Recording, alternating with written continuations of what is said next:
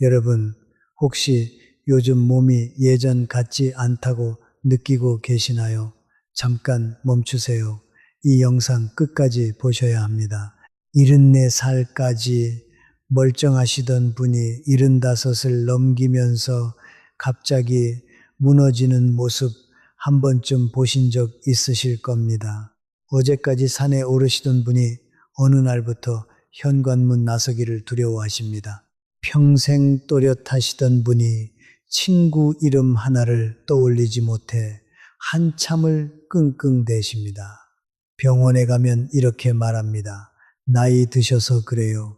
하지만 여러분, 이건 단순히 나이 문제가 아닙니다. 의학계에서는 75이라는 나이를 몸의 붕괴선이라고 부릅니다.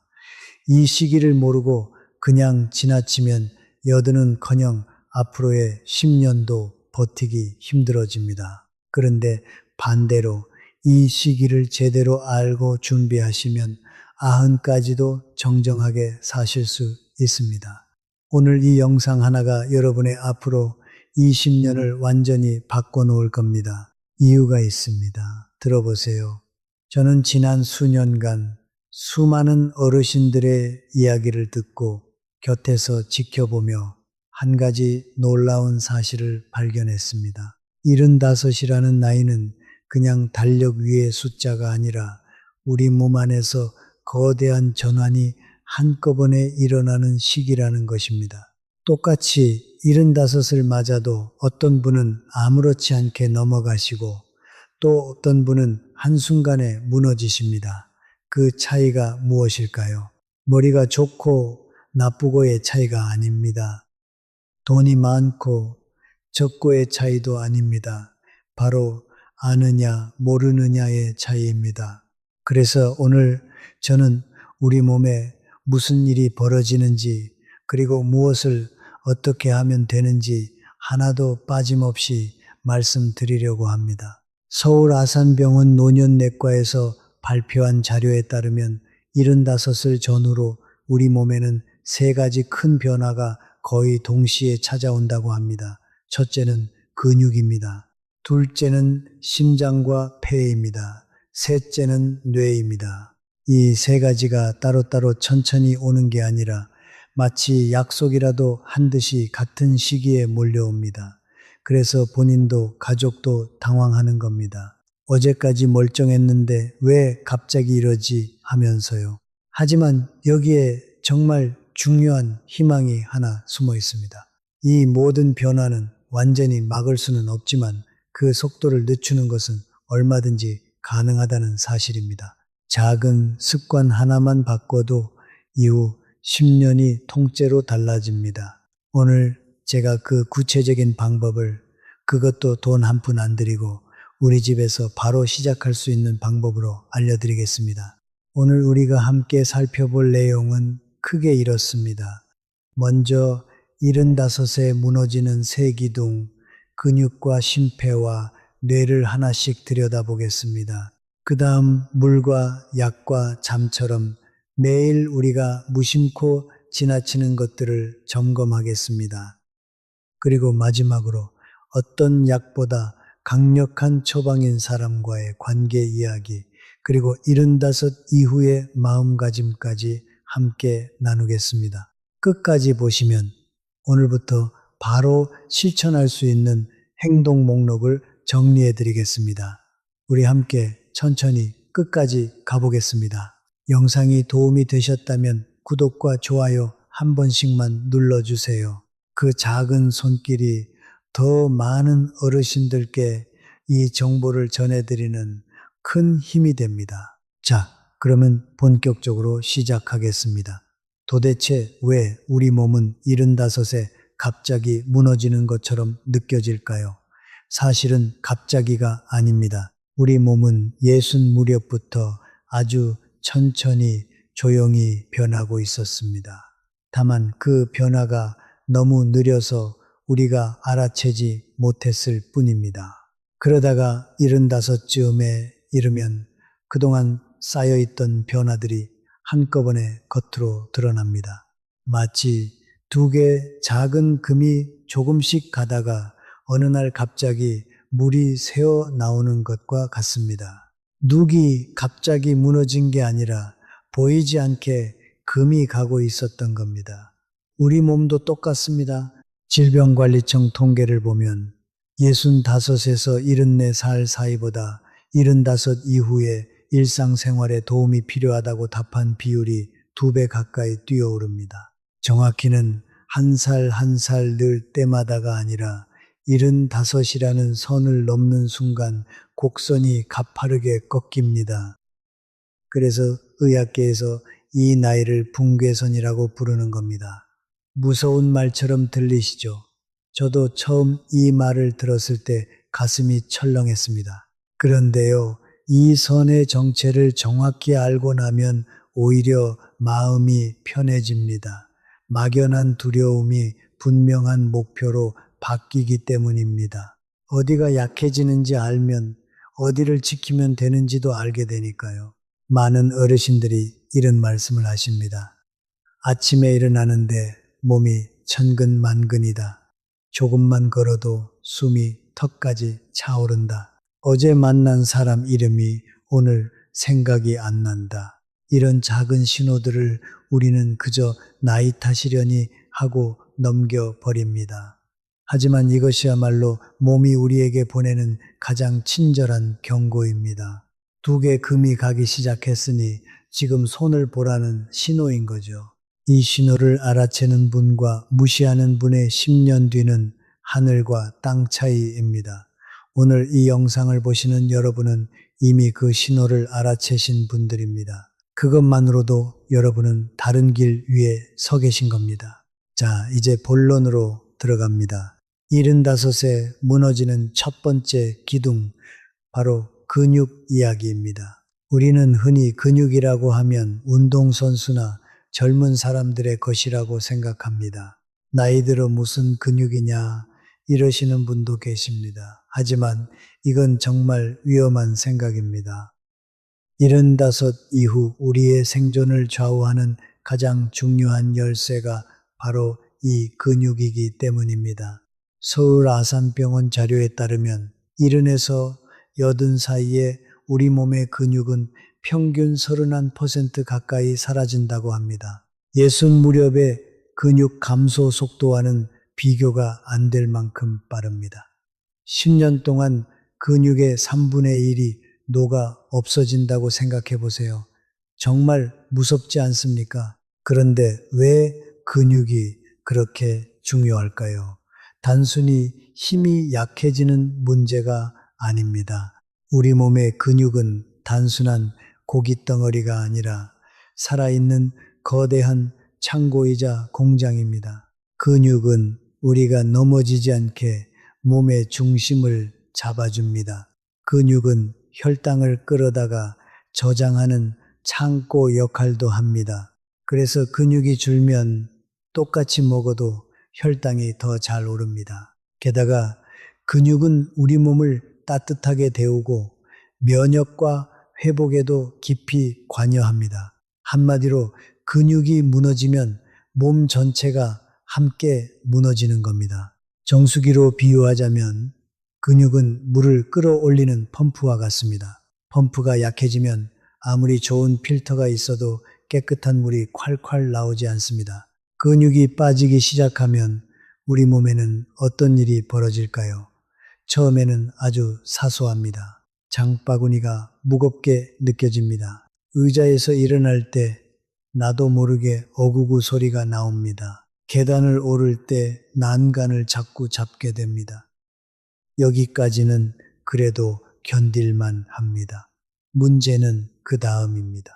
근육이 더 빠지면 걸음걸이가 흔들리고 작은 턱에도 발이 걸립니다. 그러다 한번 넘어지면 75 이후의 낙상은 단순한 멍으로 끝나지 않습니다.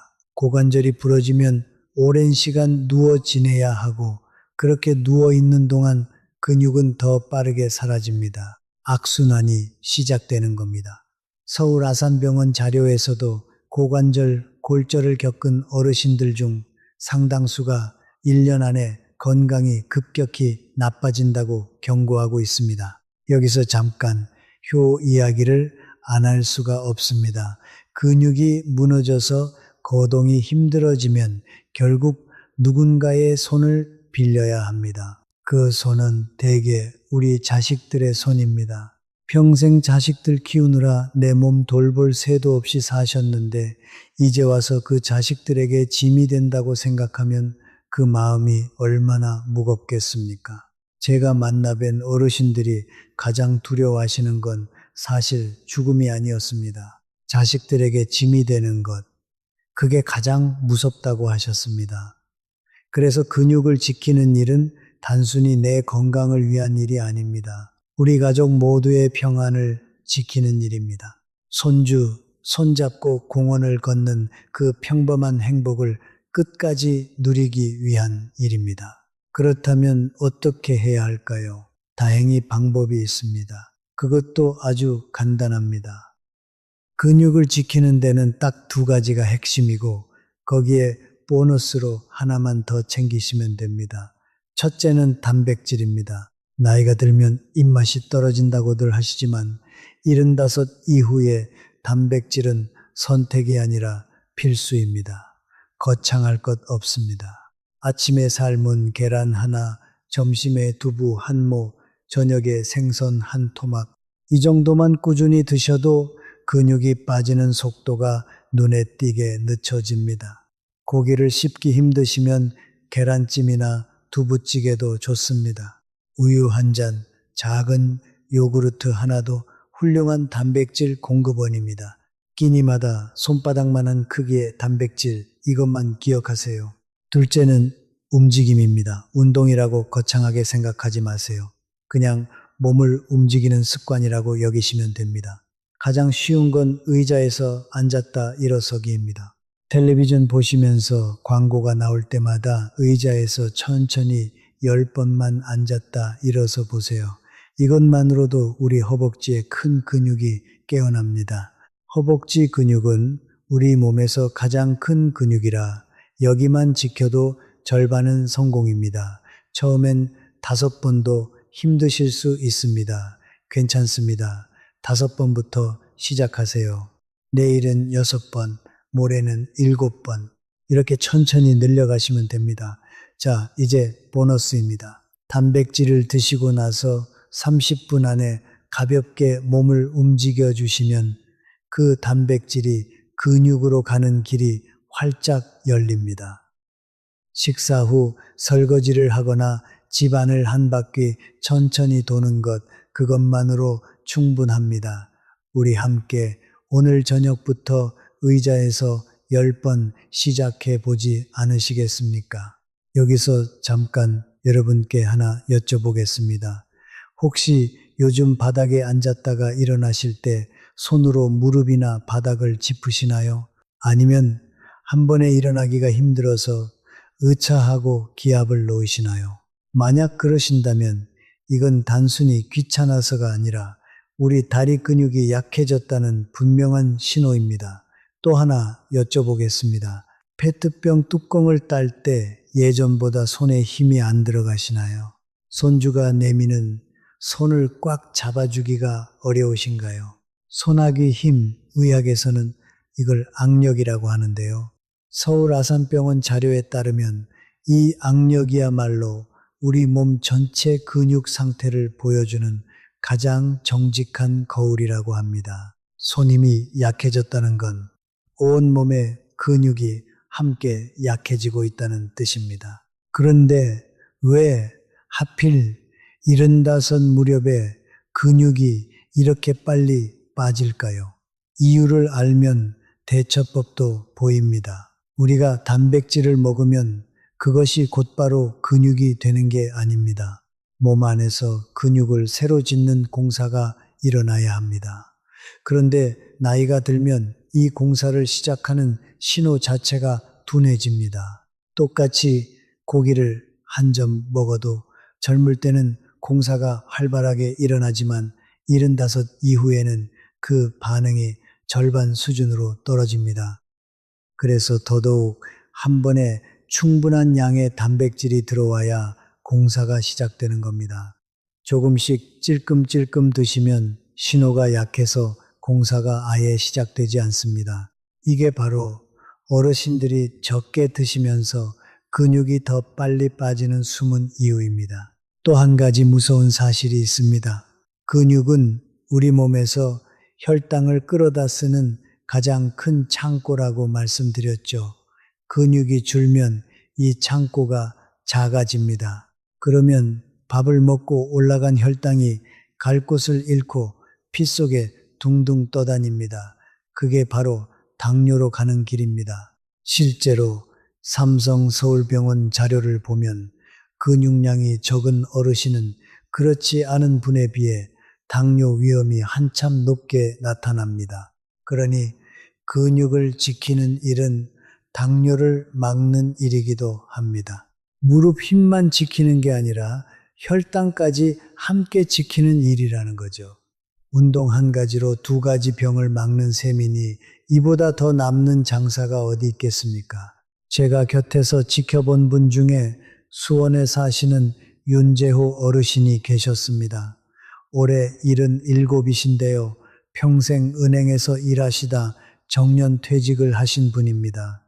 이분이 70대 초반까지만 해도 정장 차림에 꼿꼿한 자세로 동네에서 멋쟁이로 통하셨습니다. 그런데 75을 넘기면서 어느 날부터 의자에서 일어날 때마다 휘청거리기 시작하셨습니다. 처음엔 본인도 그러려니 하셨답니다.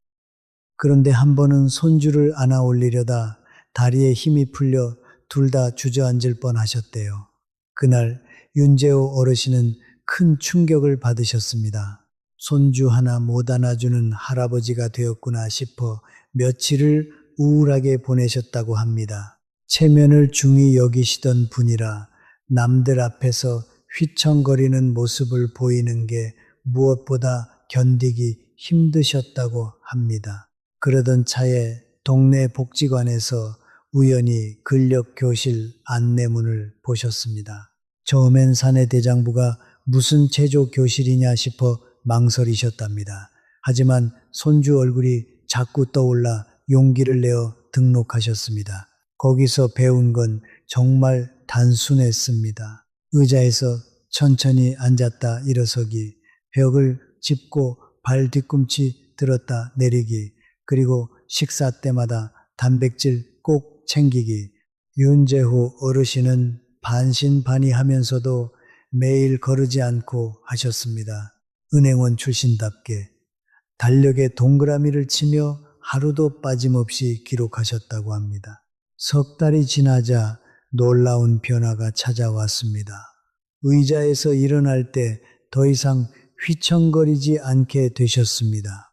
6달이 지나자 그렇게 그리워하시던 손주를 번쩍 안아 올리실 수 있게 되었습니다.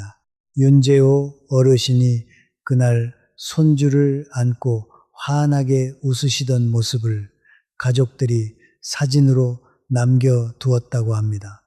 어르신은 그 사진을 거실에 걸어두고 매일 보신다고 해요. 그러면서 이렇게 말씀하셨습니다. 75에 무너지나 보다 하고 포기했으면 나는 지금쯤 누워 있었을 거다. 포기하지 않은 게 천만다행이다. 여러분, 윤재호 어르신과 우리가 다를 게 무엇이 있겠습니까? 그분이 하신 일은 의자에서 앉았다 일어서기, 그것뿐이었습니다.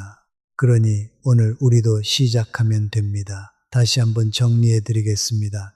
첫째, 끼니마다 손바닥만 한 단백질을 챙겨 드세요. 계란이든 두부든 생선이든 좋습니다. 한 번에 충분히 드셔야 근육 공사가 시작됩니다. 둘째, 의자에서 앉았다 일어서기를 하루 10번씩 시작하세요. 우리 몸에서 가장 큰 허벅지 근육을 깨우는 가장 쉬운 방법입니다. 그리고 보너스로 소나기 힘을 기르기 위해 부드러운 공이나 수건을 쥐었다 폈다 해보세요.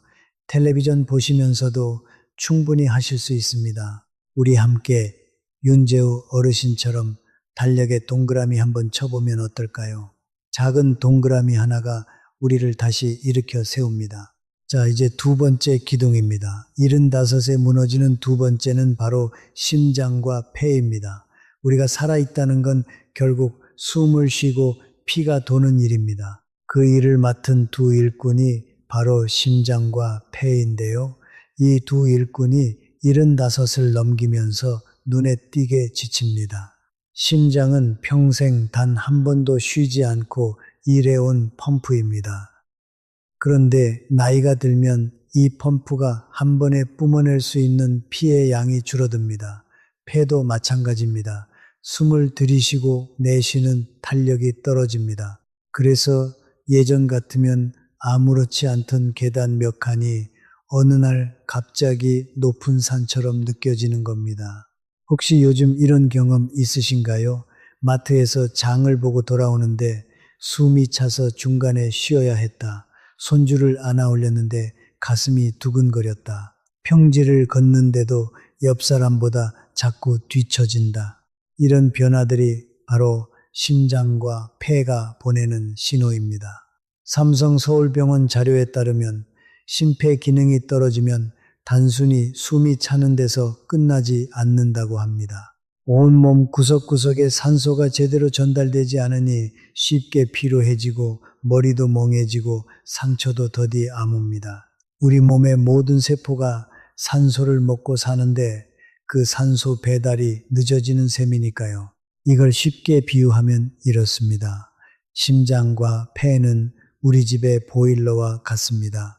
보일러가 힘이 좋을 때는 집 안 구석구석 따뜻한 물이 잘 돕니다. 그런데 보일러가 노후되면 가장 먼 방, 가장 끝에 있는 방부터 차가워집니다. 우리 몸에서 가장 끝에 있는 곳이 어디일까요? 바로 손끝, 발끝, 그리고 뇌입니다. 그래서 심폐가 약해지면 손발이 차가워지고 머리가 맑지 않게 되는 겁니다. 보일러를 통째로 새 것으로 바꿀 수는 없지만 잘 관리하면 오래오래 따뜻하게 쓸 수 있습니다. 심장과 폐도 똑같습니다. 그렇다면 어떻게 해야 할까요? 자, 이제 본론으로 들어갑니다.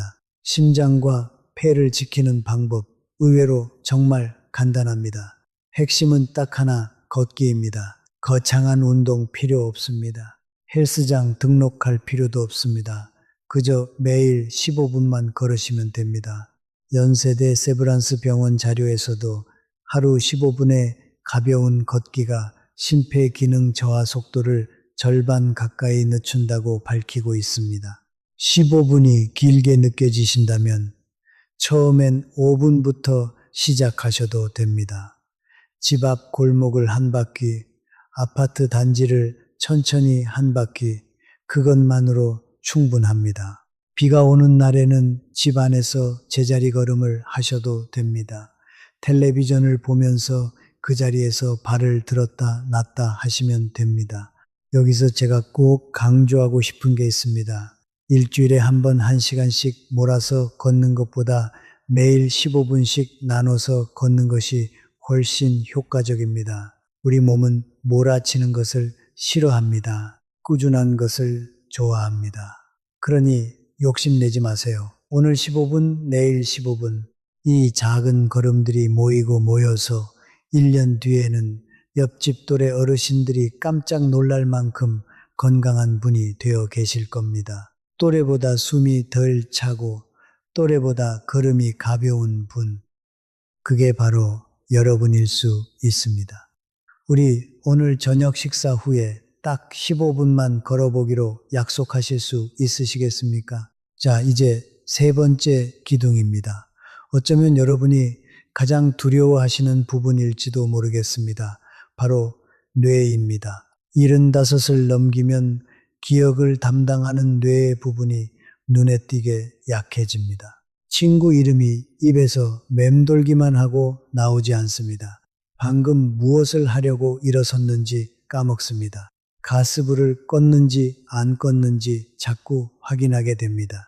이런 일이 잦아지면 누구나 같은 생각을 합니다. 혹시 내가 치매에 걸린 건 아닐까? 그 생각이 한번 들기 시작하면 밤에 잠도 안 오고 사람 만나기도 무서워집니다. 말하다가 이름을 못 떠올리면 창피할까봐 점점 집 안으로만 숨게 됩니다. 여기서 정말 중요한 사실을 하나 말씀드리겠습니다. 깜빡깜빡하는 것과 치매는 전혀 다릅니다.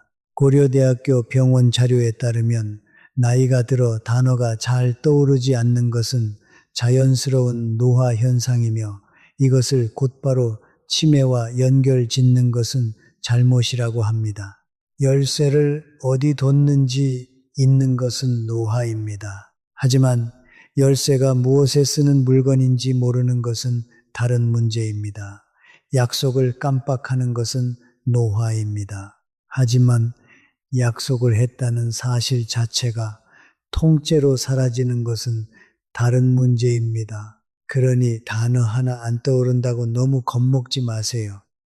그 두려움이 오히려 우리 뇌를 더 빨리 위축시킵니다. 그런데 왜 75세 뇌가 약해질까요? 우리 뇌도 결국 근육과 비슷합니다. 쓰면 살아나고 안 쓰면 굳습니다. 그런데 75 이후에 무슨 일이 벌어지나요? 은퇴를 하셨으니 머리 쓸 일이 줄어듭니다.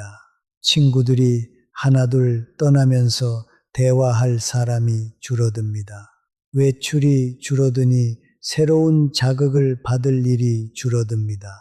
결국 뇌가 일을 안 하게 되는 겁니다. 일을 안 하는 뇌는 빠르게 녹슬어 갑니다. 마치 오랫동안 시동을 걸지 않은 자동차가 어느 날 갑자기 시동이 안 걸리는 것처럼 말입니다. 그러니 뇌가 약해지는 진짜 원인은 나이 그 자체가 아니라 뇌를 쓰지 않는 생활인 경우가 많습니다. 그렇다면 어떻게 뇌를 지킬 수 있을까요? 다행히 방법이 있습니다. 그리고 이 방법은 돈도 안 들고 오히려 즐겁기까지 합니다. 첫째는 대화입니다. 누군가와 이야기를 나누는 것만으로도 우리 뇌는 활발하게 움직입니다. 상대의 말을 듣고 이해하고 대답을 떠올리고 그 대답을 말로 옮기는 이 모든 과정이 뇌에게는 최고의 운동입니다. 하루에 단 10분이라도 누군가와 진짜 대화를 나누세요. 전화 한 통이면 충분합니다. 둘째는 새로운 것을 배우는 일입니다. 스마트폰으로 사진 보내는 법, 새로운 노래 한 곡, 화투든 바둑이든 손주에게 게임 하나 배우기, 무엇이든 좋습니다.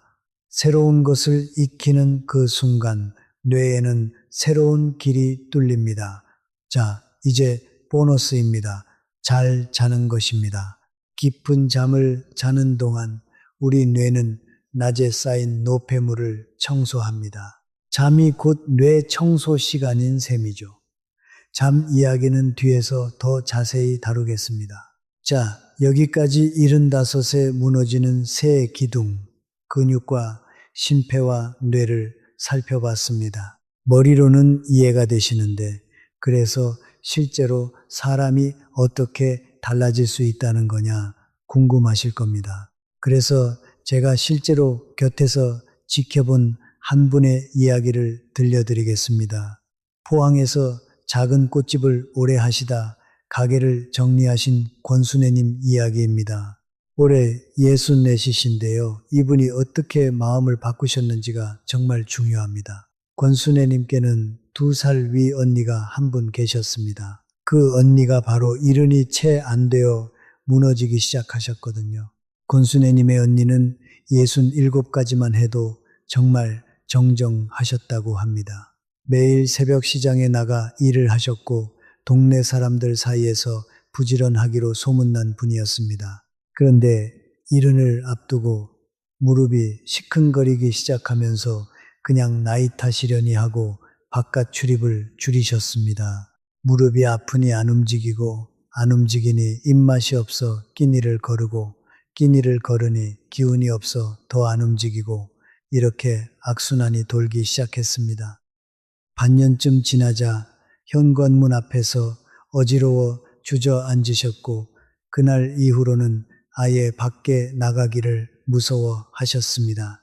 그렇게 좋아하시던 시장 구경도 끊고 친구들 연락도 끊고 점점 방 안으로만 숨어드셨습니다. 권순애님은 그 언니를 곁에서 지켜보며 가슴이 무너졌다고 하셨습니다. 그렇게 활기차던 언니가 단 1년 만에 다른 사람처럼 변해버린 겁니다. 그리고 동시에 무서운 생각이 들었다고 합니다. 나도 곧 저렇게 되는 거 아닌가.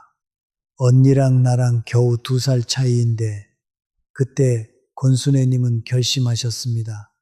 언니가 걸어간 그 길을 나는 절대 똑같이 걷지 않겠다. 그래서 동네 보건소에서 하는 어르신 건강교실에 등록하셨습니다. 거기서 배운 것이 바로 오늘 제가 여러분께 말씀드린 그 내용들이었습니다. 75은 끝이 아니라 바뀌는 시기일 뿐이라는 것, 작은 것부터 바꾸면 된다는 것 말입니다. 권순애님이 시작하신 건 정말 사소했습니다. 아침마다 집 앞 공원을 천천히 한 바퀴 걷기, 끼니마다 삶은 계란 하나씩 더 먹기, 그리고 일주일에 한 번은 언니에게 전화를 걸어 같이 산책 나가자고 끌어내기, 본인만 챙긴 게 아니라 언니까지 끌어낸 겁니다. 처음 두어 달은 별 변화가 없었다고 합니다. 솔직히 이게 무슨 소용인가 싶기도 했답니다. 그런데 석 달이 지나자 신기한 일이 벌어졌습니다. 무릎 통증으로 바깥 출입을 끊으셨던 언니가 동생 손에 이끌려 매일 조금씩 걷다 보니 다시 시장에 나가기 시작하신 겁니다. 권순애님, 본인도 계단을 올라도 예전만큼 숨이 차지 않게 되었다고 하셨습니다. 권순애님이 제게 하신 말씀이 오래 기억에 남습니다. 75이 무섭다고들 하는데 알고 보니 무서운 건 75이 아니라 아무것도 안 하고 가만히 있는 거더라. 이 말씀 여러분 가슴에도 와닿으시나요? 권순애님은 언니가 무너지는 모습을 보고 미리 준비하셨습니다. 그리고 그 준비가 언니까지 다시 일으켜 세웠습니다. 여러분도 똑같이 하실 수 있습니다. 아니, 지금 이 영상을 보고 계신 여러분은 이미 그 첫걸음을 떼신 겁니다. 우리 권순애님처럼 오늘부터 작은 것 하나만 시작해 보기로 해요. 자, 이번에는 심장과 폐, 그리고 뇌 이야기를 조금 더 깊이 들여다보겠습니다. 들어보세요. 75을 전후로 우리 심장은 한 번 뛸 때 내보내는 피의 양이 눈에 띄게 줄어듭니다. 서울 아산병원 자료를 보면 같은 거리를 걸어도 75 이후에는 심장이 훨씬 더 힘겹게 일한다고 합니다. 그래서 예전에는 아무렇지 않던 계단 몇 칸이 어느 날 갑자기 높은 산처럼 느껴지는 겁니다. 여기서 우리 몸이 보내는 신호를 스스로 점검해 보는 방법이 있습니다. 평지를 평소 속도로 걸으면서 옆 사람과 이야기를 나눌 수 있는지 보세요. 말이 자꾸 끊기고 숨이 가빠진다면 우리 심폐가 도와달라고 보내는 신호입니다. 또 한 가지, 가만히 앉아 계실 때 손목에서 맥을 짚어보세요. 너무 빠르거나 들쭉날쭉 불규칙하게 뛴다면 한 번쯤 병원에서 확인해 보시는 것이 좋습니다. 그런데 여기에 정말 반가운 사실이 있습니다. 심폐기능은 우리 몸에서 가장 정직한 부분이라는 겁니다. 쓰면 살아나고 안 쓰면 가라앉습니다. 매일 15분만 천천히 걸어도 심폐기능이 떨어지는 속도를 절반 가까이 늦출 수 있습니다. 중요한 건 숨이 약간 차오르되 옆 사람과 대화는 이어갈 수 있는 정도, 딱 그 속도입니다. 너무 욕심내실 필요 없습니다. 군산에서 평생 시장에서 채소를 파신 오금자 어르신 올해 73이신데요. 한동안 숨이 차서 좌판까지 걷는 것도 버거우셨다고 합니다. 그런데 매일 아침 가게 문을 열기 전 시장 골목을 천천히 2바퀴 도는 습관을 들이셨습니다. 처음엔 한 바퀴도 힘드셨지만 석 달이 지나자 좌판까지 거뜬히 걸으시게 됐습니다. 거창한 운동이 아니었습니다. 그저 매일 조금씩 꾸준히 그것이 우리 심장과 폐를 살립니다. 이제 뇌 이야기입니다. 75 무렵 많은 분들이 가장 두려워하시는 것이 바로 깜빡깜빡하는 일입니다. 친구 이름이 생각나지 않고 방금 들고 있던 물건을 어디 뒀는지 있습니다. 그러면 다들 덜컥 겁부터 내십니다. 혹시 치매 아닐까? 그런데 여러분, 여기서 분명히 알아두셔야 할 것이 있습니다. 가끔 이름이나 단어가 떠오르지 않는 것은 대부분 자연스러운 현상이지 치매가 아닙니다. 연세대 세브란스 병원 설명에 따르면 진짜 위험한 신호는 따로 있습니다. 방금 한 일을 통째로 잊거나 늘 다니던 길을 헷갈리거나 익숙하던 일의 순서가 무너질 때, 그럴 때 병원을 찾으시면 됩니다. 단순히 이름 하나 깜빡한 것으로 우리 스스로를 환자로 몰아세우지 마세요. 그 두려움 자체가 오히려 뇌를 더 위축시킵니다. 뇌를 젊게 지키는 방법은 의외로 단순합니다. 첫째, 사람과 대화하는 것입니다. 누군가와 이야기를 나누는 동안 우리 뇌는 듣고 생각하고 답을 고르느라 쉴 새 없이 움직입니다. 대화 한 번이 가장 좋은 두뇌 체조입니다. 둘째, 새로운 것을 배우는 것입니다. 핫투든 스마트폰이든 노래든 상관없습니다. 익숙하지 않은 것을 익히는 그 과정이 뇌에 새로운 길을 냅니다. 셋째, 손을 부지런히 쓰는 것입니다. 요리, 텃밭, 가꾸기, 글씨 쓰기처럼 손끝을 움직이는 일이 뇌를 깨웁니다. 천안에서 평생 한복을 지으신 한정숙 어르신은 76이신데요. 손주에게 배운 스마트폰으로 매일 짧은 글을 한 줄씩 적으십니다. 처음엔 자판 누르는 것도 더디셨지만 이제는 옛 친구들과 안부도 주고받으십니다. 그 작은 습관 덕에 깜빡하는 일이 부쩍 줄었다고 하십니다. 우리 뇌는 나이와 상관없이 쓰면 쓸수록 다시 길을 냅니다. 그러니 우리 함께 오늘도 뇌에게 작은 일감을 주어 봅시다. 한 가지 덧붙이자면 심장과 폐를 위해 하루에 단 몇 분 깊은 숨을 쉬는 습관도 큰 도움이 됩니다. 편안히 앉아 코로 천천히 넷을 세며 숨을 들이마시고 다시 천천히 여섯을 세며 입으로 내쉬어 보세요. 이렇게 10번만 반복해도 가슴이 한결 트이고 마음이 차분해집니다. 삼성서울병원 자료에서도 이런 느린 호흡이 심장의 부담을 덜어주고 혈압을 안정시키는 데 도움이 된다고 합니다. 약을 하나를 더 먹는 것보다 이렇게 우리 몸이 스스로 가진 힘을 깨우는 것이 때로는 더 든든합니다. 아침에 눈을 떴을 때 그리고 잠들기 전에 한 번씩 이 작은 호흡 하나가 우리 심장을 오래도록 지켜줍니다. 뇌 이야기를 조금만 더 해보겠습니다. 아까 깜빡깜빡하는 것과 치매는 다르다고 말씀드렸죠. 그런데 많은 어르신들이 이 두려움 때문에 오히려 건강을 해치십니다. 무슨 말이냐 하면요.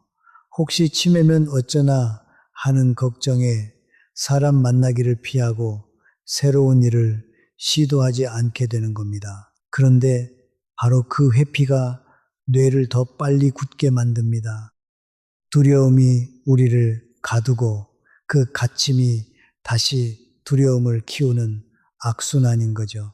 그러니 우리 발상을 한번 바꿔봅시다.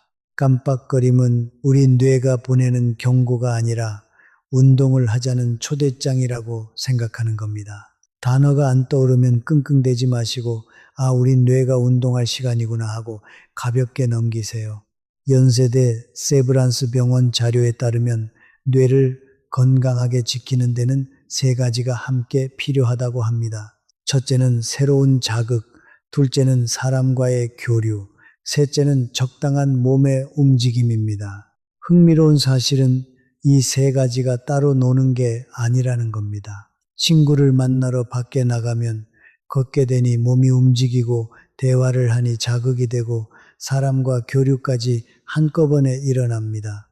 그래서 75 이후에는 그저 밖에 나가 사람을 만나는 것만으로도 뇌 건강의 세 가지를 동시에 챙기는 셈입니다. 집에만 계시면 이 세 가지를 한꺼번에 잃습니다. 그러니 오늘 단 한 번이라도 우리 밖으로 나가보기로 해요. 여기에 더해 75 이후 꼭 챙겨야 할 숨은 기둥이 하나 더 있습니다. 바로 균형 감각입니다. 근육이 아무리 튼튼해도 중심을 잡는 균형 감각이 무너지면 넘어집니다. 그리고 앞서 말씀드렸듯 이 나이의 낙상은 인생을 송두리째 바꿔놓을 만큼 위험합니다. 질병관리청 자료를 보면 75 이상 어르신의 입원 원인 중에서 낙상이 상당히 높은 비중을 차지합니다.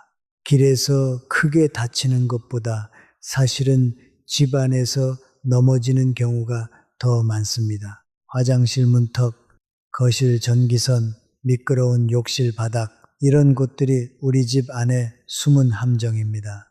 균형 감각은 다행히 아주 간단한 방법으로 기를 수 있습니다. 부엌 싱크대나 식탁을 한 손으로 가볍게 짚고 한쪽 발을 살짝 들어 10초만 버텨보세요. 그 다음 반대쪽 발도 10초. 처음엔 비틀거리셔도 괜찮습니다. 매일 하다 보면 점점 오래 버틸 수 있게 됩니다. 양치질 하시는 동안 한 발로 서보는 것도 좋은 방법입니다. 하루에 단 1분. 이 작은 연습이 우리를 넘어지지 않게 지켜줍니다. 그리고 집안의 함정도 오늘 한번 점검해 보세요. 걸려 넘어질 만한 전기선은 벽에 붙이고 욕실 바닥엔 미끄럼 방지 매트를 깔고 밤에 화장실 가는 길엔 작은 불을 하나 켜두세요. 돈 몇천 원이면 우리 가족 모두가 마음을 놓을 수 있습니다. 제주에 사시는 백정자 어르신 이야기를 들려드리고 싶습니다. 올해 76이신데요. 평생 밭일을 하신 분이라 누구보다 건강을 자신하셨습니다. 그런데 어느 날 새벽 화장실에 가시다 어두운 거실에서 발을 헛디뎌 넘어지셨습니다. 다행히 크게 다치진 않으셨지만 손목에 금이 가서 한 달을 깁스를 하고 지내셨습니다.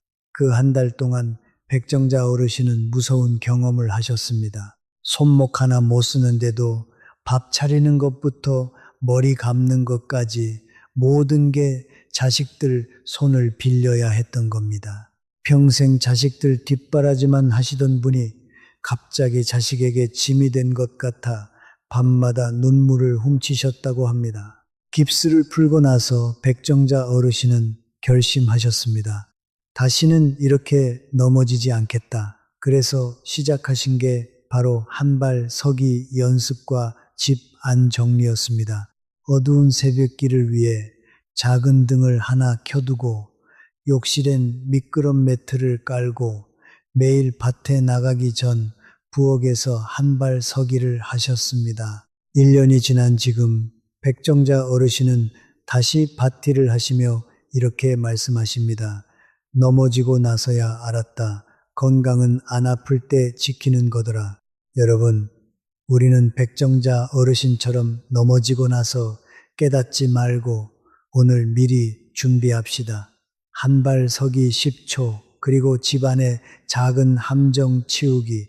이 두 가지면 우리 가족 모두가 두 발 뻗고 잘 수 있습니다. 자, 한 가지 더. 75 이후 우리가 꼭 챙겨야 할 것이 있습니다. 바로 몸의 온기와 혈액순환입니다. 들어보세요. 나이가 들면 손끝과 발끝이 유난히 차가워집니다.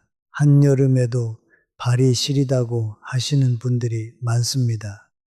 이것은 단순히 추위를 잘 타는 것이 아니라 우리 몸 구석구석으로 피를 밀어보내는 힘이 약해졌다는 신호입니다. 고려대학교 병원 자료에 따르면 손발이 차고 저린 증상을 오래 방치하면 면역력까지 함께 떨어진다고 합니다.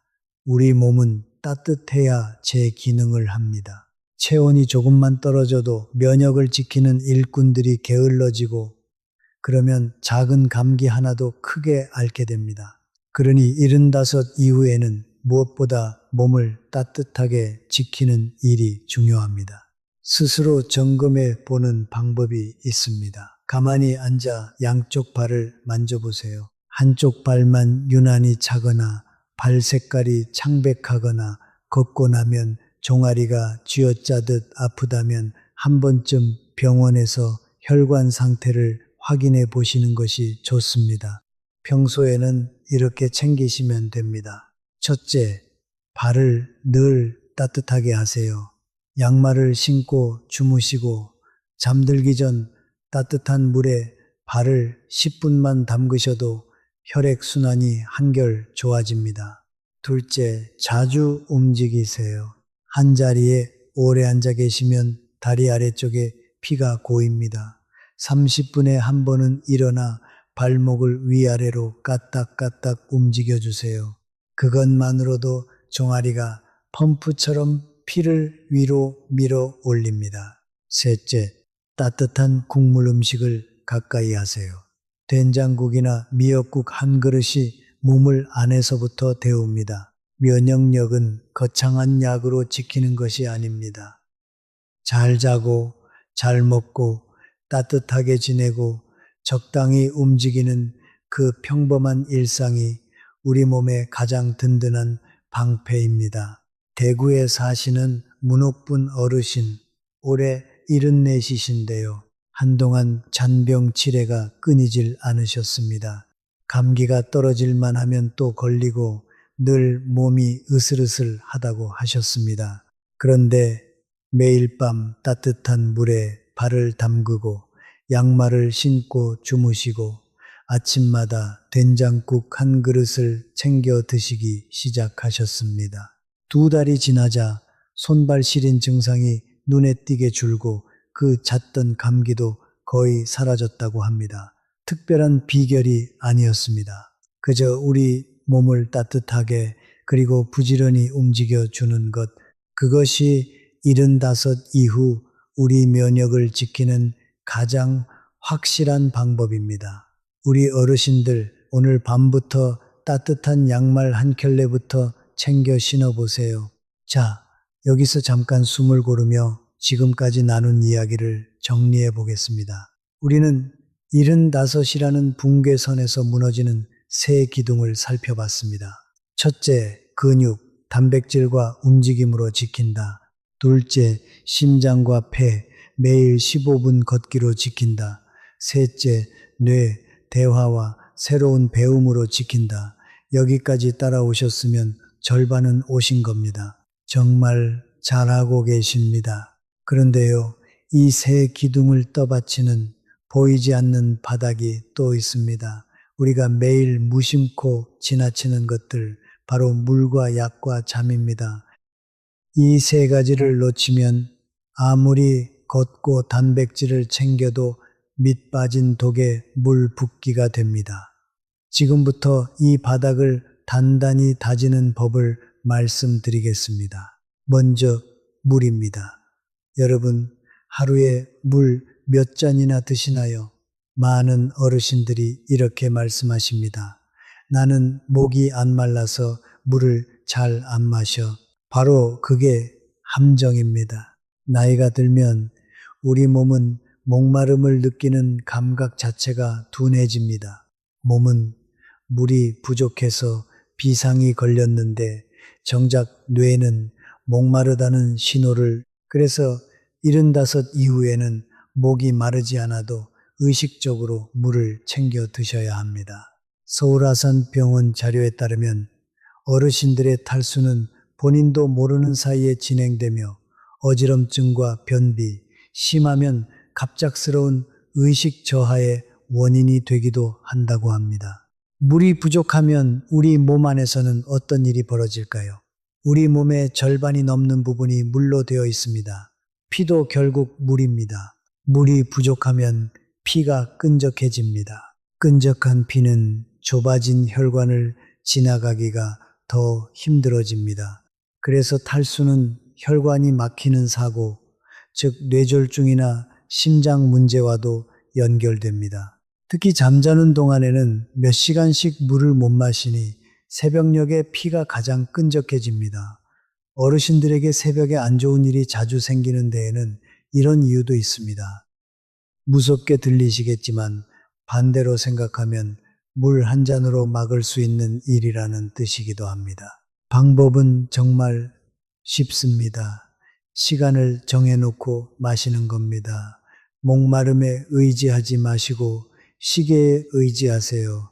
아침에 일어나자마자 한 잔, 점심 드시기 전 한 잔, 저녁 드시기 전 한 잔, 그리고 잠자리에 들기 한두 시간 전에 한 잔, 이렇게만 챙겨도 하루에 필요한 물을 거의 다 채우실 수 있습니다. 특히 아침에 일어나서 마시는 미지근한 물 한 잔은 밤새 끈적해진 피를 부드럽게 풀어주고 굳어있던 장을 깨워줍니다. 하루를 여는 가장 좋은 습관입니다. 맹물이 영 싫으시면 보리차나 결명자차도 좋습니다. 다만 커피나 진한 녹차는 오히려 물을 빼앗아 가니 물 대신으로 생각하시면 안 됩니다. 자, 이제 두 번째 바닥입니다. 바로 약 관리입니다. 75을 넘기면 대부분 한두 가지 이상의 약을 드시게 됩니다. 혈압약, 당뇨약, 콜레스테롤 약, 거기에 무릎약, 잠 못 자서 받은 약까지 어느새 약봉지가 한 움큼이 됩니다. 그런데 여기서 정말 중요한 사실이 있습니다. 약이 많다고 해서 건강한 게 아니라는 겁니다. 오히려 약이 너무 많으면 약끼리 부딪혀서 새로운 문제를 일으키기도 합니다. 삼성서울병원 자료에서도 여러 병원에서 받은 약을 한꺼번에 드시는 어르신들에게 중복되거나 충돌하는 약이 적지 않게 발견된다고 경고하고 있습니다. 그래서 약 관리에는 두 가지 원칙이 있습니다. 첫째, 시간을 정확히 지키는 것입니다. 아침 약은 아침 식사 후 30분 안에, 저녁 약은 저녁 식사 후에. 이 시간이 들쑥날쑥하면 약효도 들쑥날쑥해집니다. 깜빡 잊으실까 걱정되시면 요일과 시간이 나뉜 약통을 하나 장만하세요. 일주일치를 미리 담아두면 오늘 약을 먹었는지 안 먹었는지 한눈에 알 수 있습니다. 휴대폰 알람을 맞춰두시거나 함께 사는 가족에게 부탁하는 것도 좋은 방법입니다. 둘째, 자, 이제 두 번째입니다. 석 달에 한 번은 드시는 모든 약을 봉지째 모아서 병원에 가져가세요. 그리고 의료진에게 보여드리며 여쭤보세요. 이 중에 겹치는 약은 없는지, 이제는 줄여도 되는 약은 없는지, 여기에 보너스로 하나만 더 챙기시면 좋습니다. 약을 드시고 난 뒤 몸에 어떤 변화가 있는지 짧게 적어두는 겁니다. 어지럽다, 속이 더부룩하다, 잠이 안 온다. 이런 작은 메모 하나가 의료진에게는 어떤 검사보다 귀한 정보가 됩니다. 약은 우리를 지키기 위한 것이지 우리를 처참하기 위한 것이 아닙니다. 필요한 약을 정확한 시간에 꼭 필요한 만큼만, 이 원칙만 지키시면 약은 든든한 우리 편이 됩니다. 우리 다음에 병원 가실 때 약봉지 다 챙겨가기로 약속해요. 자, 이제 세 번째 바닥, 잠입니다.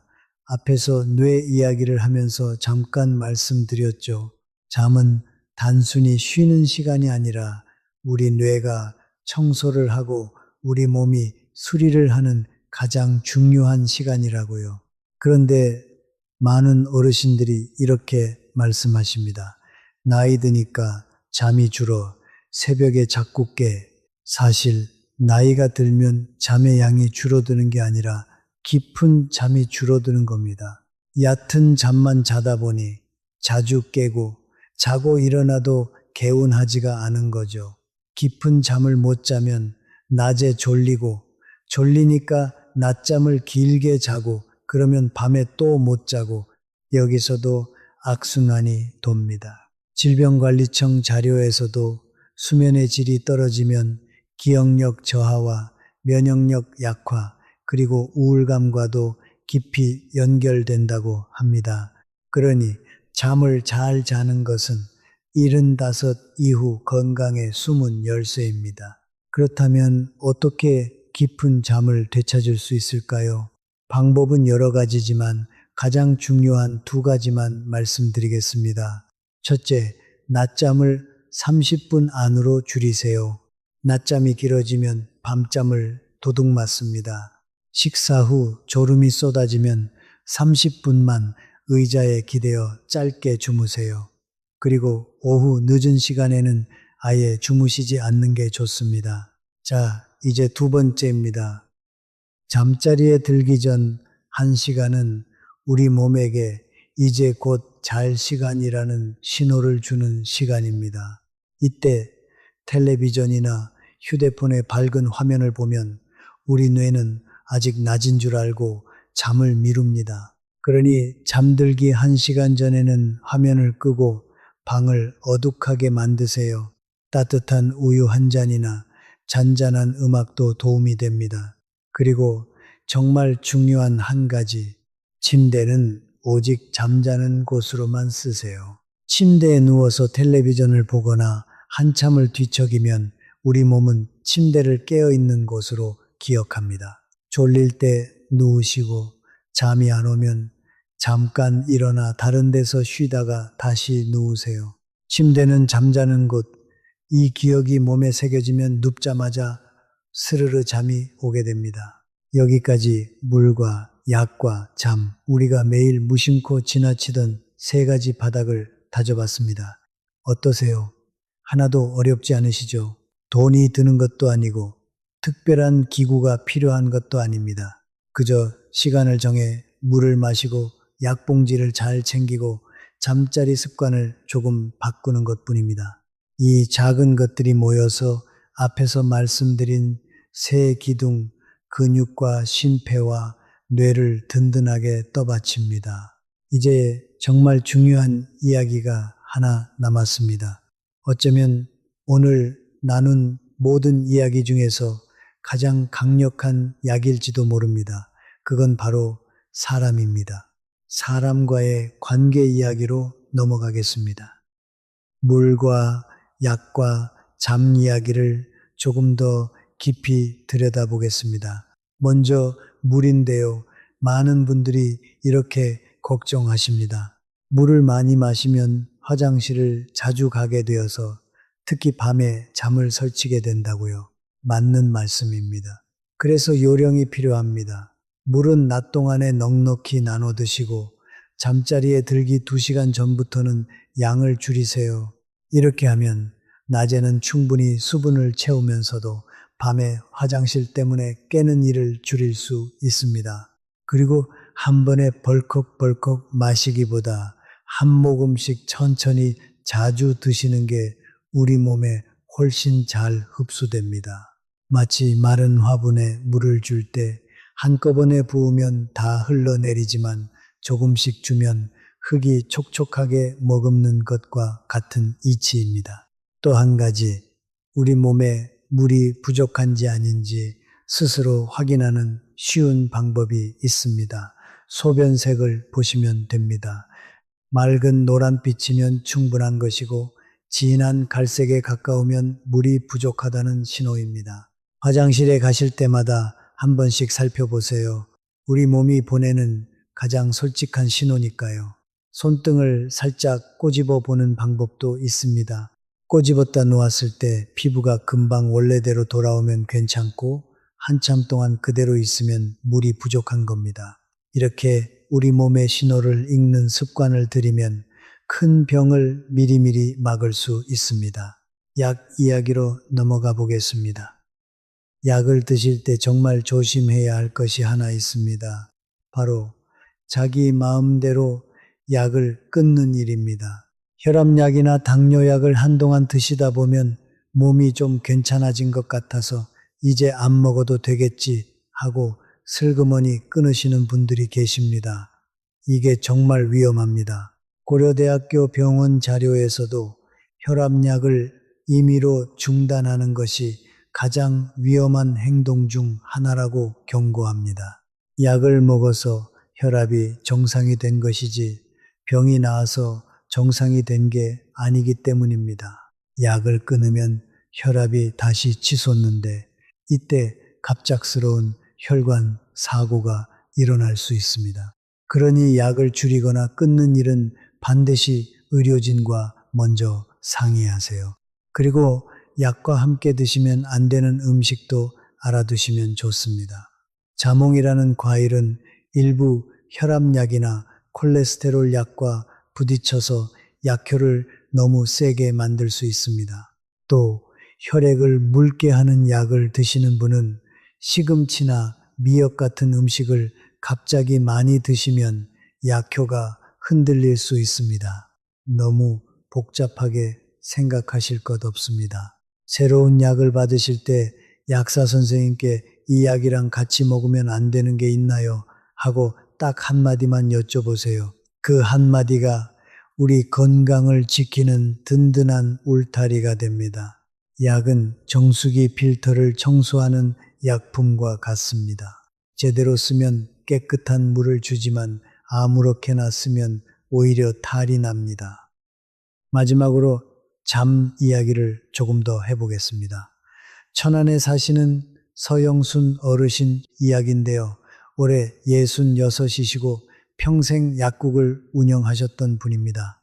그런데 가게를 정리하고 은퇴하신 뒤로 깊은 불면증에 시달리셨습니다. 밤마다 두세 시간씩 천장만 바라보다 새벽이 되어서야 겨우 잠이 드셨다고 합니다. 잠을 못 자니 낮에 늘 멍하고 머리가 안 돌아가니 또 치매 걱정이 들고 그 걱정 때문에 또 잠이 안 오고 서영순 어르신은 이 악순환에 갇혀 몇 달을 고생하셨습니다. 약사 출신이시라 수면제에 의존하는 게 얼마나 위험한지 잘 아셨기에 약에 손 떼지 않고 버티시느라 더 힘드셨다고 합니다. 그러던 중 동네 건강 강좌에서 잠에 관한 이야기를 들으셨습니다. 거기서 배운 대로 서영순 어르신은 생활을 조금씩 바꾸셨습니다. 아무리 잠을 못 잤어도 아침 7시면 반드시 일어나 커튼을 활짝 열고 햇빛을 쬐셨습니다. 낮잠은 점심 후 딱 20분만, 저녁 6시 이후로는 커피를 끊으셨고 잠들기 1시간 전엔 휴대폰을 멀리 두고 따뜻한 물로 발을 담그셨습니다. 처음 일주일은 별 효과가 없었답니다. 하지만 2주, 3주가 지나자 신기하게도 잠드는 시간이 점점 빨라졌습니다. 지금 서영순 어르신은 약 한 알 없이도 밤이면 스르르 잠이 든다고 하십니다. 서영순 어르신이 하신 말씀이 인상 깊었습니다. 잠은 억지로 자려고 하면 더 안 온다. 그냥 낮을 잘 보내면 밤은 저절로 따라오더라. 정말 맞는 말씀입니다. 좋은 잠은 밤에 만들어지는 게 아니라 낮에 만들어집니다. 낮에 햇빛 보고 몸을 움직이고 사람을 만나면 밤에 잠이 알아서 찾아옵니다. 그러니 우리 잠이 안 온다고 너무 애태우지 맙시다. 대신 낮을 알차게 보내는데 마음을 쏟아봅시다. 그것이 어떤 수면제보다 안전하고 강력한 우리 몸에 꼭 맞는 처방입니다. 자, 그러면 이 모든 이야기를 우리 하루 일과 속에 어떻게 녹여낼 수 있을지 아주 구체적으로 그려보겠습니다. 들어보세요. 거창한 계획은 필요 없습니다. 평범한 하루에 작은 습관 몇 개만 끼워 넣으면 됩니다. 아침에 눈을 뜨시면 가장 먼저 따뜻한 물 한 잔을 천천히 드세요. 밤새 마른 몸을 깨우고 굳어있던 장을 부드럽게 움직여주는 가장 좋은 습관입니다. 그 다음 창문을 활짝 열고 아침 햇살을 잠깐이라도 쬐세요. 아침 빛은 우리 몸의 시계를 바로잡아 주어서 그날 밤 잠까지 깊어지게 만듭니다. 아침 식사로는 단백질을 꼭 챙기세요. 삶은 달걀 하나, 두부 한 조각 또는 따뜻한 두유 한 잔이면 충분합니다. 우리 근육은 아침에 단백질이 들어와야 하루 종일 든든하게 버팁니다. 식사를 마치셨으면 가벼운 산책을 나가보세요. 집 앞 공원이든 아파트 단지든 상관없습니다. 15분 옆 사람과 이야기는 나눌 수 있되 숨은 약간 차오르는 그 속도로 천천히 걸으세요. 날이 뛰쳐 나가기 어려우시면 거실에서 제자리 걸음을 하셔도 됩니다. 텔레비전을 보시면서 의자에 앉았다 일어서기를 10번. 이것만으로도 허벅지 근육이 깨어납니다. 점심 식사 전에는 다시 물 한 잔, 점심에도 손바닥만 한 크기의 단백질을 챙기세요. 생선 한 토막이나 두부조림 또는 닭가슴살처럼 부드러운 고기면 좋습니다. 씹기 힘드시면 계란찜이나 두부찌개로 드셔도 똑같이 좋습니다. 식후에는 잠깐 앉아 쉬시되 낮잠을 주무신다면 30분을 넘기지 마세요. 낮잠이 길어지면 정작 밤잠을 빼앗기게 됩니다. 오후에는 누군가와 연결되는 시간을 만들어 보세요. 옛 친구에게 전화 한 통을 거시거나 동네 경로당이나 복지관에 잠깐 들르셔도 좋습니다. 거기서 새 친구를 사귀지 않으셔도 됩니다.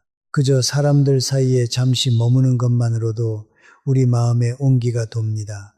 함께 노래를 부르거나 차 한 잔을 나누거나 손주에게 스마트폰을 한 가지 배우는 일, 이런 작은 활동들이 우리 뇌를 깨우고 하루에 활력을 불어넣습니다.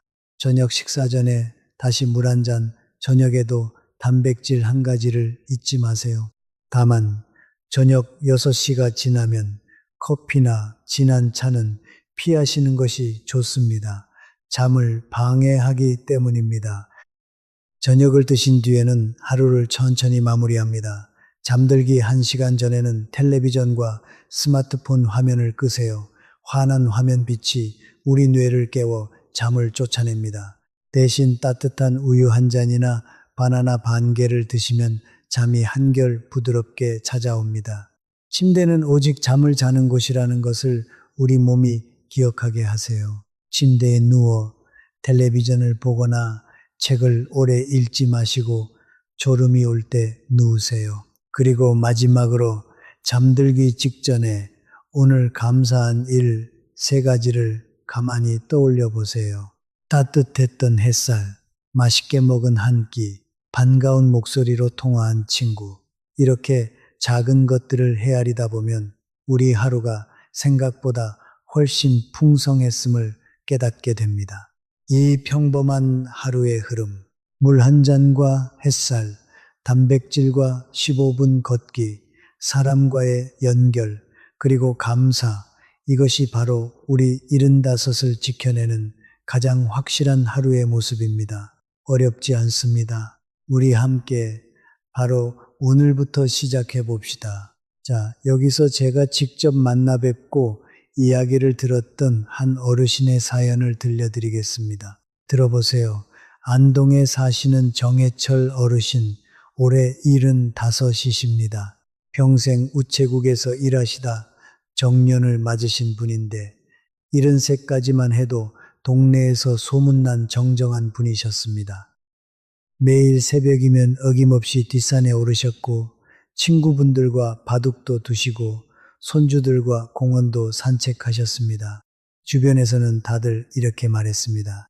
해철이 형은 90까지도 거뜬하겠다. 그런데 75 생신을 막 넘기시고 얼마 지나지 않아 이상한 일들이 하나둘 찾아오기 시작했습니다. 어느 날 아침 늘 다니던 산길을 오르시는데 평소와 다르게 숨이 턱까지 차올랐습니다. 그냥 컨디션이 안 좋은가 보다 하고 넘기셨습니다. 며칠 뒤에는 무릎에서 시큰한 통증이 느껴졌습니다. 계단을 내려갈 때마다 시큰거렸지만 그래도 대수롭지 않게 여기셨습니다. 나이 들면 다 그런 거지 뭐. 그렇게 또 몇 달이 흘렀습니다. 그러던 어느 날 친구 댁에 다녀오시다 현관을 나서는데 갑자기 어지러움이 확 밀려왔습니다. 한 발 내딛는 순간 몸의 중심이 흔들렸고 그대로 주저앉으셨습니다. 크게 다치지는 않으셨지만 그날 이후로 어르신은 바깥에 나가는 것 자체가 두려워지셨습니다. 또 넘어지면 어쩌나 그 생각이 머릿속을 떠나지 않았습니다. 병원에 가시니 의사는 이렇게만 말했습니다. 연세가 있으시니 자연스러운 겁니다. 약 처방해 드릴 테니 드세요. 그렇게 혈압약이 생기고 무릎약이 생기고 어지럼증 약까지 생겼습니다. 약봉지가 늘어날수록 어르신의 마음은 점점 무거워졌습니다. 그리고 더 무서운 일이 찾아왔습니다. 40년을 알고 지낸 친구의 이름이 입안에서만 맴돌 뿐 도무지 떠오르지 않았습니다. 그날 밤 어르신은 한숨도 주무시지 못했습니다. 혹시 내가 치매가 시작된 건 아닐까? 두려움은 점점 커졌고 사람 만나는 일조차 부담스러워졌습니다. 말하다 이름을 못 떠올리면 창피할 것 같아서 점점 집 안에만 머무셨습니다. 산에도 안 가시고 친구도 안 만나시고 손주가 찾아와도 금세 피곤해 하셨습니다. 곁에서 지켜보던 부인께서 걱정스레 물으셨습니다. 여보, 요즘 왜 그래요? 아무것도 안 하고 집에만 있잖아요. 어르신은 대답 대신 긴 한숨만 내쉬셨습니다. 그러던 어느 날 오랜만에 옆 동네 강만우 어르신을 마주쳤습니다. 만우 어르신은 정해철 어르신보다 2살이 많은 77이셨는데도 여전히 얼굴에 생기가 도셨습니다. 정해철 어르신이 물으셨습니다. 형님은 어떻게 그렇게 정정하십니까? 저는 요즘 영 몸이 말을 안 듣습니다. 만호 어르신은 빙긋 웃으며 이렇게 답하셨습니다. 나도 75 넘기고 한참을 힘들었어. 무릎도 쑤시고 숨도 차고 자꾸 깜빡깜빡하고 그런데 동네 보건소 프로그램에서 한 가지를 배웠지. 75은 몸이 통째로 바뀌는 시기라는 거야. 그걸 인정하고 아주 작은 것부터 바꾸면 된다더라고. 그래서 나는 그날부터 아침마다 딱 20분만 천천히 걷고 끼니마다 삶은 달걀 하나씩 더 먹고 일주일에 한 번은 친구들이랑 꼭 얼굴을 봐. 그랬더니 몸이 다시 살아나더라고. 그날 정해철 어르신은 만호 어르신의 말을 곱씹고 또 곱씹으셨습니다. 75은 끝이 아니라 바뀌는 시기였구나. 그리고 바로 다음 날부터 아주 작은 변화를 시작하셨습니다. 아침마다 집 앞 공원을 천천히 한 바퀴 도셨습니다. 끼니마다 달걀을 하나씩 더 드셨습니다. 일주일에 한 번은 옛 친구에게 먼저 전화를 거셨습니다. 처음 한두 주는 아무 변화도 느껴지지 않았습니다. 그런데 한 달이 지나고 2달이 지나자 조금씩 달라지기 시작했습니다. 무릎 통증이 잦아들었고 계단을 올라도 숨이 덜 찼습니다. 무엇보다 마음이 한결 가벼워지셨습니다. 어르신은 그제야 깨달으셨습니다. 75은 포기하는 나이가 아니라 다시 시작하는 나이였구나. 우리 어르신들 가운데 정해철 어르신과 똑같은 길목에서 계신 분들이 참 많으실 겁니다. 그래서 이 사연을 꼭 들려드리고 싶었습니다. 변화를 인정하고 작은 것부터 그리고 혼자가 아니라 함께 이 3가지가 75의 운명을 바꿉니다. 정해철 어르신의 사연에서 우리는 3가지 중요한 가르침을 얻을 수 있습니다. 들어보세요. 첫째, 변화를 인정하는 것입니다. 어르신은 처음에 자신의 몸이 달라지는 것을 한사코 부정하셨습니다. 괜찮아, 곧 나아질 거야. 하지만 부정은 문제를 더 키울 뿐이었습니다. 몸이 보내는 신호를 자꾸 무시하면 작은 문제가 어느새 큰 문제로 자라납니다. 반대로 내 몸이 예전과 다르구나 하고 인정하는 그 순간 비로소 해결의 문이 열립니다. 인정은 포기가 아닙니다. 인정이야말로 회복의 첫걸음입니다. 우리 어르신들께서도 요즘 부쩍 숨이 차거나 깜빡하는 일이 잦아지셨다면 그것을 부끄러워하거나 외면하지 마세요. 그저 담담히 받아들이고 오늘부터 작은 것을 바꾸시면 됩니다. 둘째, 작은 것부터 시작하는 것입니다. 어르신은 강만호 어르신의 조언을 듣고도 거창한 계획을 세우지 않으셨습니다. 매일 20분 걷기, 끼니마다 달걀 하나 더, 일주일에 한 번 친구에게 전화 한 통, 이 사소해 보이는 행동들이 모이고 모여 결국 어르신을 다시 일으켜 세웠습니다. 우리는 종종 큰 변화를 꿈꾸지만 정작 너무 커서 시작조차 못합니다. 그러나 작은 변화는 누구나 할 수 있고 작은 변화가 차곡차곡 쌓이면 인생이 통째로 달라집니다. 오늘 단 10분, 오늘 달걀 하나, 그것이면 충분합니다. 완벽하지 않아도 괜찮습니다. 그저 시작하는 것, 그리고 멈추지 않는 것, 그것이 전부입니다. 셋째, 혼자가 아니라 함께라는 것입니다.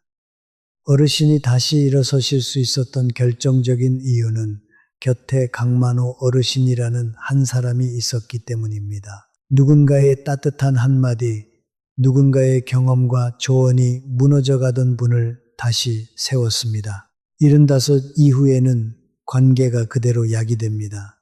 전화 한 통, 대화 한마디가 외로움을 막고 뇌를 깨우고 삶의 의미를 되찾게 합니다. 단 한 사람이라도 나를 이해하고 응원해주는 사람이 곁에 있다면 우리는 어떤 어려움 속에서도 다시 일어설 수 있습니다. 그러니 힘드실 때 혼자 끙끙 앓지 마세요. 가족이든 친구든 이웃이든 누군가에게 마음을 여세요. 그리고 동시에 우리도 누군가에게 그런 한 사람이 되어줄 수 있습니다. 받기만 하는 것이 아니라 먼저 손을 내미는 것, 그것이 우리 자신을 살리는 길이기도 합니다. 변화를 인정하고 작은 것부터, 그리고 함께 이 세 가지만 마음에 새기셔도 우리 75은 분명히 달라질 것입니다. 여러분, 혹시 외로움이 담배만큼 몸에 해롭다는 말 들어보신 적 있으신가요? 놀라시겠지만 사실입니다. 여러 의학 연구를 종합하면 깊은 외로움 속에 사는 것은 하루에 담배 15개비를 피우는 것만큼 우리 건강에 해롭다고 합니다. 반대로 좋은 관계는 거꾸로 우리 수명을 늘리고 치매를 늦추고 면역력까지 높여줍니다. 미국 하버드 의과대학에서는 무려 75년이라는 긴 세월 동안 무엇이 사람을 건강하고 행복하게 만드는지를 추적했습니다. 그 긴 연구의 결론이 무엇이었을까요? 돈도 아니고 명예도 아니었습니다. 바로 따뜻한 관계였습니다. 곁에 마음을 나눌 사람이 있는 분들이 더 오래, 더 건강하게 사셨습니다. 그러니 사람과의 관계는 우리에게 가장 강력한 보약입니다. 자, 이제 본론으로 들어갑니다. 75 이후의 관계 어떻게 가꿔야 할까요? 첫째, 일주일에 한 번은 우리가 먼저 누군가에게 연락하세요. 친구든 형제든 조카든 상관없습니다. 길게 통화할 필요도 없습니다. 잘 지내냐? 밥은 먹었냐? 이 짧은 안부 한마디가 외로움을 막고 우리 뇌를 깨웁니다. 전화가 부담스러우시면 짧은 문자 한 줄도 좋습니다. 오늘 날씨 좋네, 건강하게 지내. 이 한 줄이 끊어질 뻔한 관계의 끈을 다시 이어줍니다. 둘째, 일주일에 한 번이라도 사람들이 모이는 자리에 나가세요. 복지관이든 경로당이든 교회든 어디든 좋습니다. 거기서 꼭 새 친구를 사귀어야 하는 건 아닙니다. 그냥 사람들 사이에 섞여 있는 것만으로도 우리 마음은 환해집니다. 셋째, 함께 밥을 드세요. 혼자 먹는 밥은 입맛도 없고 영양도 부실해집니다. 누군가와 마주 앉아 먹으면 자연스레 더 잘 드시게 되고 이야기도 오갑니다. 일주일에 한 번이라도 가까운 사람과 마주 앉아 국수 한 그릇이라도 나눠 드세요. 그런데 여기서 제가 정말 꼭 짚고 넘어가고 싶은 이야기가 하나 있습니다. 관계를 지키려다 오히려 관계를 잃는 경우를 너무 많이 봤기 때문입니다. 바로 모임에서의 돈 문제입니다. 혹시 모임에 나가면 늘 먼저 지갑을 꺼내시는 분 주변에 계시지 않나요? 혹은 여러분이 바로 그런 분이실 수도 있습니다. 좋은 사람으로 보이고 싶어서, 여유 있는 사람으로 보이고 싶어서 매번 먼저 밥값을 내십니다. 처음엔 다들 고마워합니다. 그런데 이상하게도 시간이 지날수록 그 모임에 나오는 사람이 하나둘 줄어듭니다. 왜 그럴까요? 분명 좋은 마음으로 베푼 건데 말입니다. 저는 이 안타까운 장면을 정말 많이 봤습니다. 이유는 이렇습니다. 사람에게는 받으면 갚고 싶어 하는 본능이 있습니다. 선물을 받으면 선물로, 밥을 얻어먹으면 밥으로 갚고 싶은 마음이 본능처럼 일어납니다. 그런데 한 사람이 매번 먼저 내버리면 받는 사람은 갚을 기회를 잃습니다. 그러면 고맙다는 마음보다 미안하다는 마음, 빚진 것 같은 마음이 쌓입니다. 나는 왜 저렇게 못해줄까? 나는 형편이 안 되는데, 이런 생각이 들기 시작하면 그 자리가 점점 불편해집니다. 그래서 결국 발걸음을 끊게 되는 겁니다. 게다가 매번 내는 사람은 자기도 모르게 우월한 위치에 서고 받는 사람은 자꾸 아래에 놓입니다. 이렇게 한쪽으로 기운 관계는 오래 갈 수가 없습니다. 친구 사이는 평등할 때 가장 깊어지는 법이니까요. 그러니 진짜 오래가는 관계를 원하신다면 모임에서는 각자 내거나 돌아가며 내세요. 그게 너무 야박해 보일까요? 천만에요. 각자 낼 때 서로 부담이 없어 더 자주 만나게 되고 빚진 마음이 없으니 더 편하게 연락하게 됩니다. 요즘은 계산도 쉽습니다. 카드로 나눠서 계산도 되고 송금도 간편합니다. 만약 정말 한턱 내고 싶으시다면 아무 날에나 내지 마시고 특별한 날을 고르세요. 생일이나 회갑, 손주가 태어났거나 자녀가 결혼한 날, 그런 날에 축하의 뜻으로 내시면 받는 사람도 명분이 있으니 부담 없이 기쁘게 받습니다. 베푸는 사람도 기쁘고 받는 사람도 기쁜, 그게 진짜 우리가 바라는 따뜻한 관계입니다. 그리고 정말 마음을 전하고 싶으시다면 돈보다 더 귀한 것을 나누세요. 친구가 힘들 때 곁에서 이야기를 들어주는 것, 아플 때 한번 들여다보는 것, 텃밭에서 기른 상추 한 봉지, 손수 담근 김치 한 통을 건네는 것, 이런 작은 정성이 비싼 밥 한 끼보다 100배는 더 마음에 남습니다. 돈으로 살 수 없는 시간과 손길이 담겨 있으니까요. 우리 옛 어른들이 말씀하시던 정이라는 게 바로 이런 겁니다. 비싼 것을 주고받는 게 아니라 마음을 주고받는 것. 자, 이제 하나 더 중요한 게 있습니다. 칭찬과 격려를 아끼지 마세요. 나이가 들면 칭찬받을 일이 참 드뭅니다.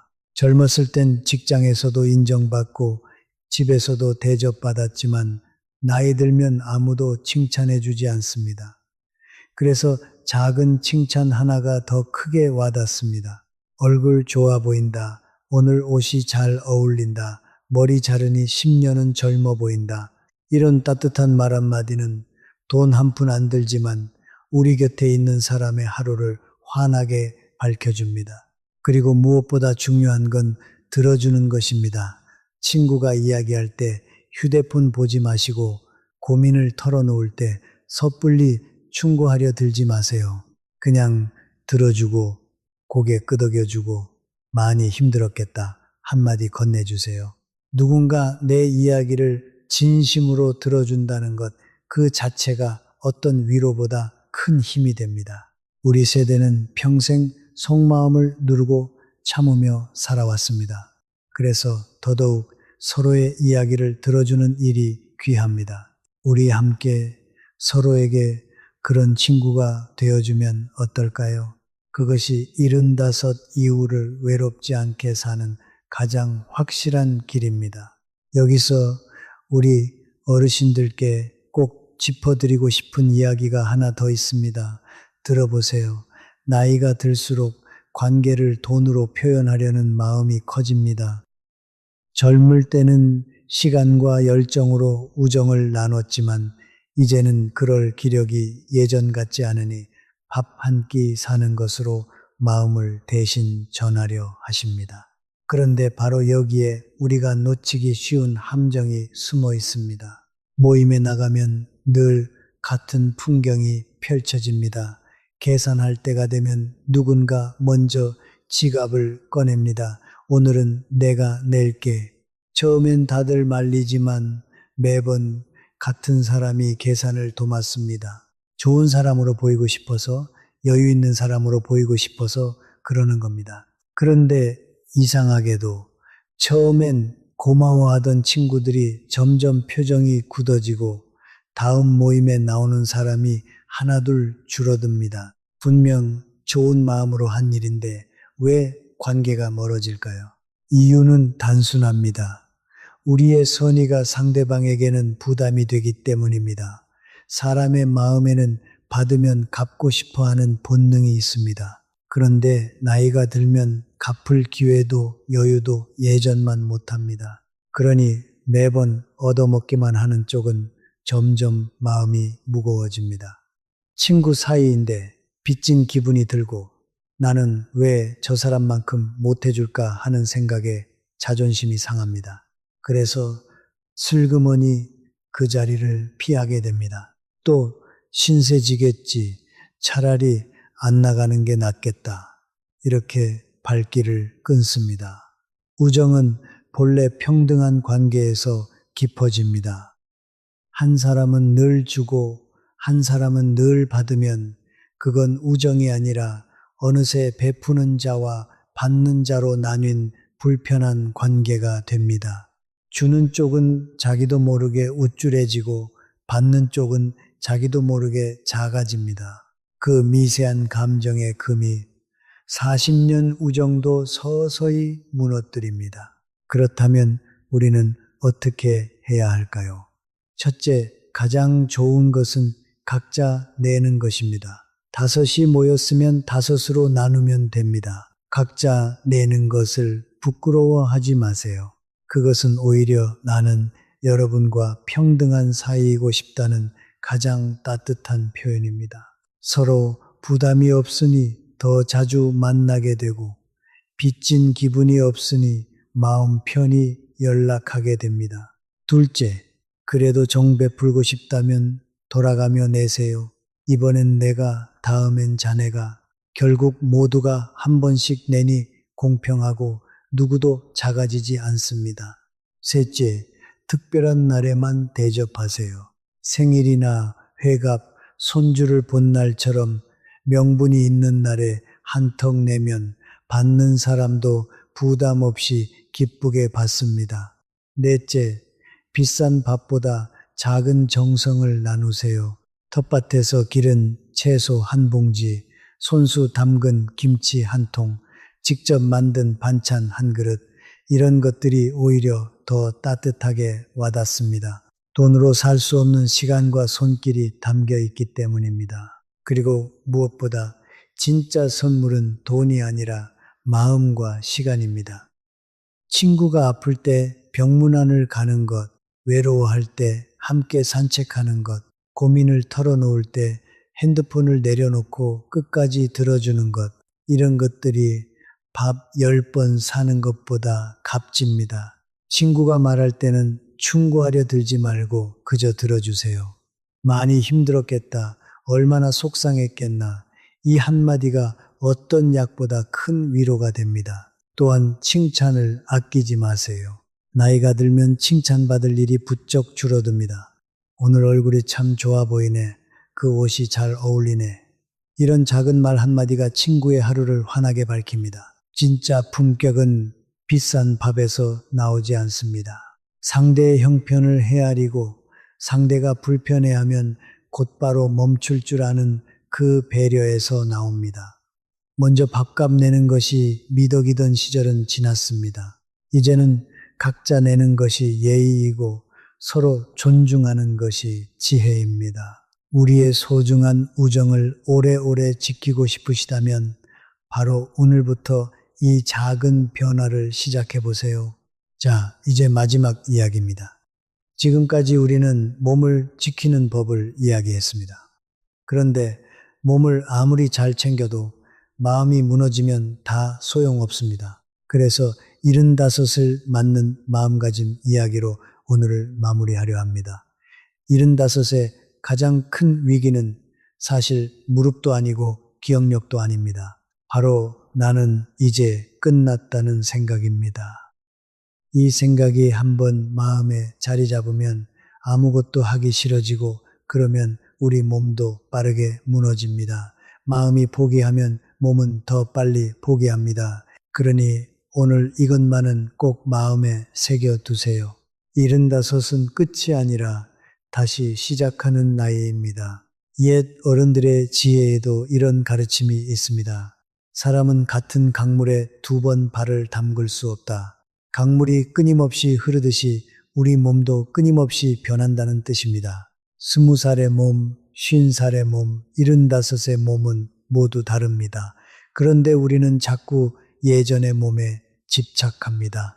예전엔 이 정도는 거뜬했는데 하면서 자신을 탓합니다. 그 집착이 우리를 괴롭게 만듭니다.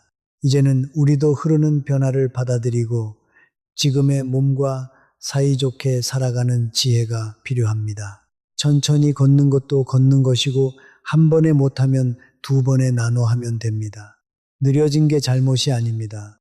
느려진 나를 미워하는 게 우리를 더 아프게 합니다. 마음을 다스리는데 가장 좋은 약은 감사입니다. 거창한 게 아닙니다.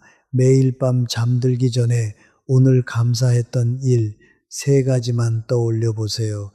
따뜻한 햇살 한 줌, 맛있게 먹은 한 끼, 걸려온 자식의 안부 전화, 이렇게 작은 것들을 하나씩 헤아리다 보면 우리 삶이 생각보다 훨씬 풍요롭다는 걸 깨닫게 됩니다. 어떤 분은 이렇게 말씀하실지 모릅니다.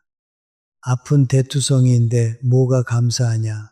그 마음 충분히 이해합니다. 하지만 바로 그럴 때일수록 아직 내 2발로 화장실에 갈 수 있음에, 아직 자식 목소리를 알아들을 수 있음에 감사해 보세요.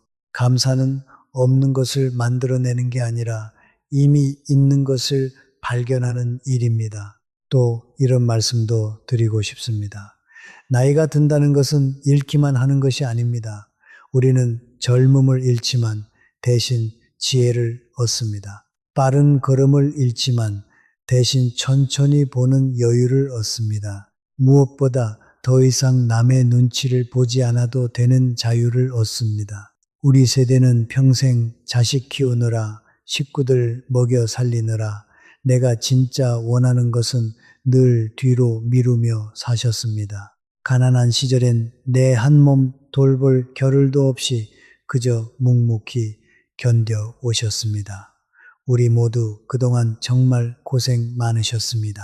이제는 정말로 나 자신을 위해 사셔도 되는 때가 왔습니다. 손주를 위해서가 아니라 나를 위해서 걷고 누구에게 보이기 위해서가 아니라 내가 건강하고 싶어서 단백질을 챙기는 겁니다. 그리고 75 이후에는 의미를 찾는 일이 무엇보다 중요합니다. 한 심리학자는 이렇게 말했습니다. 사람을 살게 하는 것은 행복이 아니라 의미라고요. 거창한 의미가 아니어도 좋습니다. 아침에 일어나 화분에 물을 주는 일, 텃밭에 상추를 돌보는 일, 손주에게 옛 이야기를 들려주는 일, 이웃에게 먼저 인사를 건네는 일, 이런 작은 일들이 우리에게 오늘 하루를 살아갈 이유가 되어줍니다. 살아갈 이유가 있는 사람은 쉽게 무너지지 않습니다. 그러니 여러분, 오늘 하루 내가 누군가에게 혹은 무언가에게 작은 보탬이 될 일 한 가지를 찾아보세요. 그 한 가지가 우리를 다시 살게 합니다. 마지막으로 두려움 이야기를 하고 싶습니다. 75이 무섭다고들 합니다. 앞으로 더 약해질까봐, 자식에게 짐이 될까봐, 혼자 남을까봐 두렵습니다. 그 두려움 너무나 자연스러운 마음입니다. 하지만 두려움에 사로잡혀 아무것도 안 하면 그 두려워하던 일이 더 빨리 찾아옵니다. 반대로 오늘 작은 것 하나라도 시작하면 두려움은 조금씩 자신감으로 바뀝니다.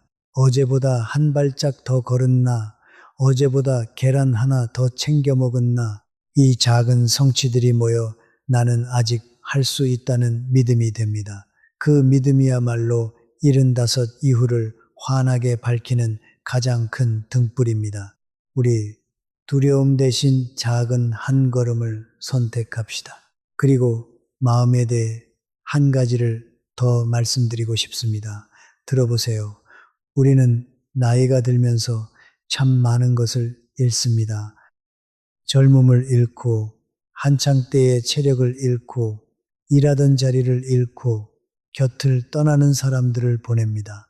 그래서 자꾸 잃은 것만 헤아리게 됩니다. 예전엔 안 그랬는데, 예전엔 거뜬했는데, 그런데 여러분, 잃은 것만 세다 보면 마음은 점점 메말라 갑니다. 같은 75이라도 잃은 것을 보며 한숨 짓는 분과 얻은 것을 보며 미소 짓는 분의 삶은 하늘과 땅 차이입니다. 우리가 나이를 먹으며 잃기만 했을까요? 아닙니다. 우리는 그 세월 동안 지혜를 얻었습니다. 서두르지 않는 여유를 얻었습니다. 작은 일에 흔들리지 않는 단단함을 얻었고 누구의 눈치도 보지 않아도 되는 자유를 얻었습니다. 이 얻은 것들은 젊음을 주고도 바꿀 수 없는 귀한 것들입니다. 삶의 의미는 거창한 데 있지 않습니다. 매일 아침 일어나 창문을 여는 것, 화분에 물을 주는 것, 이웃에게 먼저 인사를 건네는 것, 손주의 전화를 받는 것, 이런 사소한 일상의 순간들이 모여 우리 삶의 의미가 됩니다. 행복을 억지로 묵으려 애쓰지 마세요. 대신 오늘 하루 안에서 작은 의미를 찾으세요.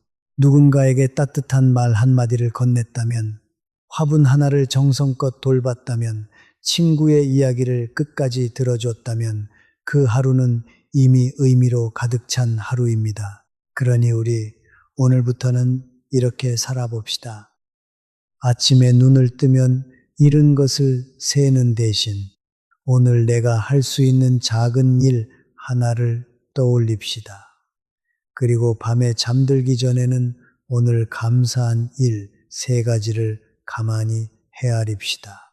이 작은 마음의 습관 하나가 우리 75 이후의 하루하루를 완전히 다른 빛깔로 물들일 것입니다. 몸을 지키는 일도 중요하지만 결국 그 몸을 살아 움직이게 하는 것은 우리의 마음입니다.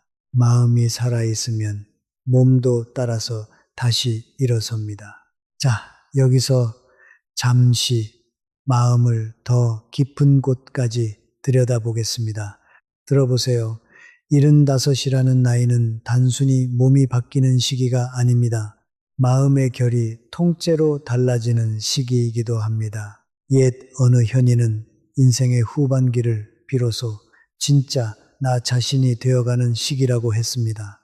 젊을 때 우리는 남의 눈에 맞춰 살았습니다. 자식 키우느라, 직장에서 인정받느라, 체면을 지키느라 정작 내가 원하는 삶은 뒤로 미뤄두었습니다. 그런데 75이 넘으면 비로소 그 무거운 짐들을 내려놓을 수 있습니다. 더 이상 누구에게 잘 보일 필요가 없습니다. 내 속도대로, 내 방식대로 살아도 되는 시기, 그것이 바로 75이 우리에게 주는 특권입니다. 정해철 어르신이 산에 못 오르게 된 것을 우리는 이렇게도 볼 수 있습니다. 이제는 남에게 정정해 보이려 애쓰지 않아도 되는 시기가 온 것이라고. 대신 우리 몸이 원하는 속도로, 우리 마음이 편한 방식으로 살아가면 됩니다. 또 다른 옛 가르침에서는 인생의 마지막 길목에서 우리가 두 갈래 길 앞에 선다고 했습니다. 한 길은 살아온 세월을 돌아보며 그 안에서 의미를 발견하고 마음을 하나로 모으는 길입니다. 다른 한 길은 후회와 절망에 빠져 스스로를 갉아먹는 길입니다. 정해철 어르신도 처음에는 절망의 길로 들어서고 계셨습니다.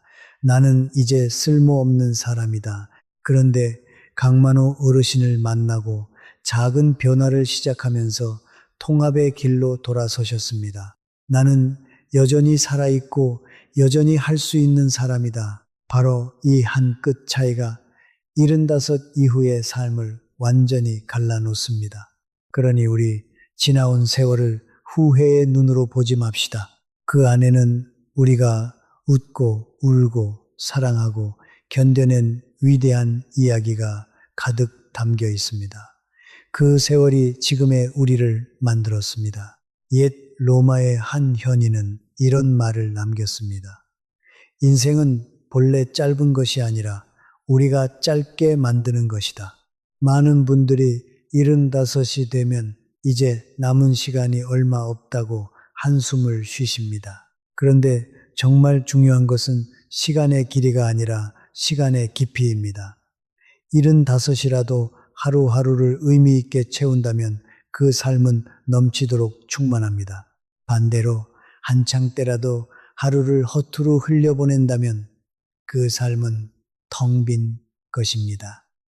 매일 아침 눈을 뜨는 것, 그 자체가 이미 큰 선물입니다. 오늘 하루를 무엇으로 채울지는 오직 우리 자신의 손에 달려 있습니다. 옛 동양의 한 스승은 이른이 되니 마음이 가는 대로 해도 법도에 어긋나지 않더라고 했습니다.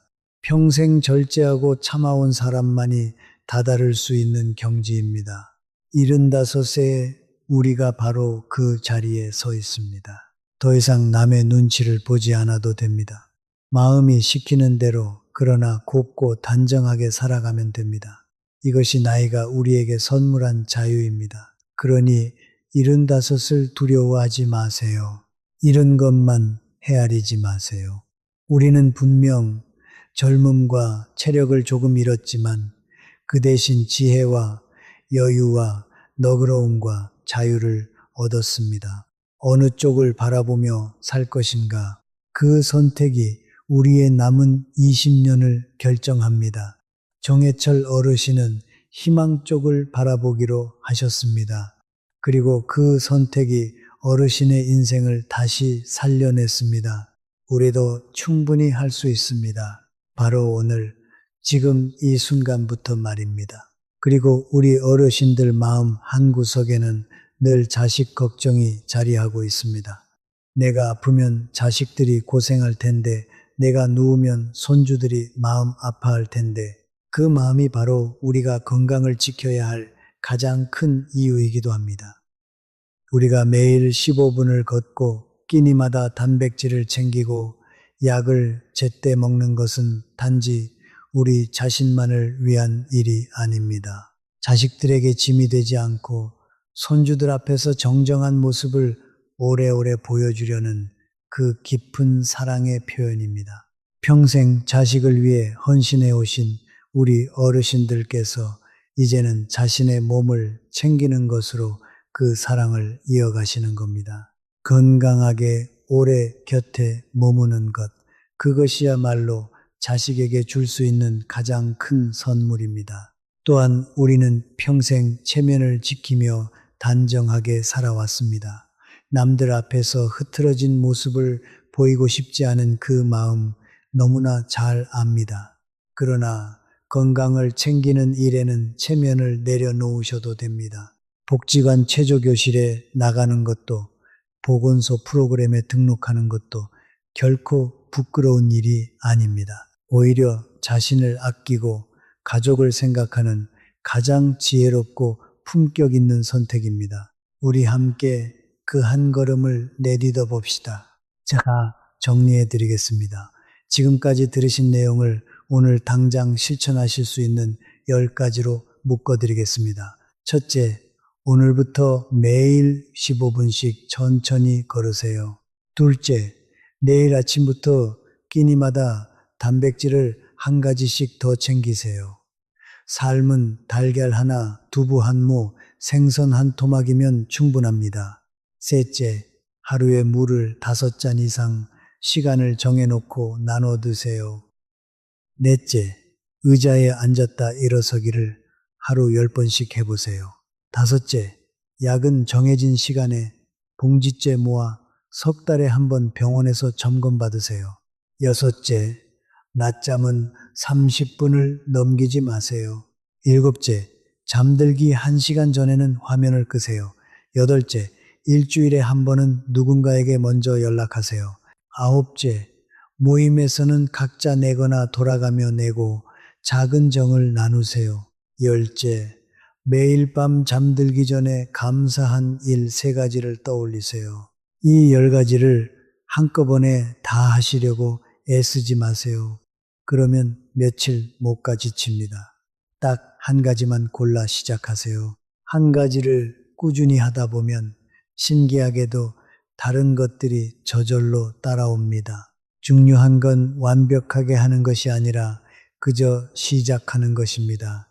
오늘 10분만 걸어도 괜찮습니다. 내일 5분만 더 걸으면 됩니다. 제가 아는 한 어르신은 이른에 처음 걷기를 시작하셨습니다. 청주에 사시는 임순덕 어르신이신데요. 처음엔 5분도 숨이 차서 힘드셨다고 합니다. 그런데 매일 아주 조금씩만 늘려가셨습니다.